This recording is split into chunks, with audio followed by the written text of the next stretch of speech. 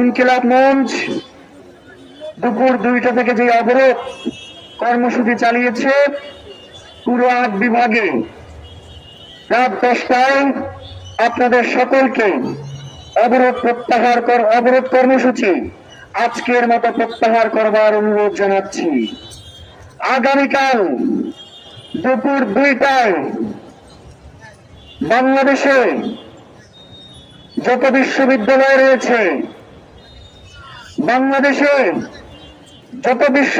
রয়েছে, যত কওমি মাদ্রাসা রয়েছে, যত আলিয়া মাদ্রাসা রয়েছে, যত স্কুল কলেজ রয়েছে এবং স্বাধীনতাকামী জনগণ রয়েছে, প্রত্যেককে আমরা ঢাকার এই হাদি চত্বর শাহবাগে এসে অবস্থান গ্রহণ করবার জন্য অনুরোধ করছি।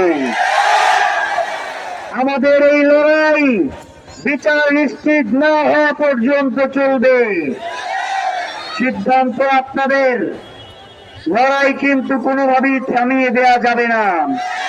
লড়াই কঠোর থেকে কঠোরতর হবে। প্রিয় ভাইয়েরা, আজকে 10টায় আমাদের মা বোনরা চলে যাওয়ার পরে এরপরে আপনারা বাসায় যাবেন, তার আগে কেউ বাসায় যাবেন না। আমার কথা শুনেন, আগে কেউ উঠবেন না।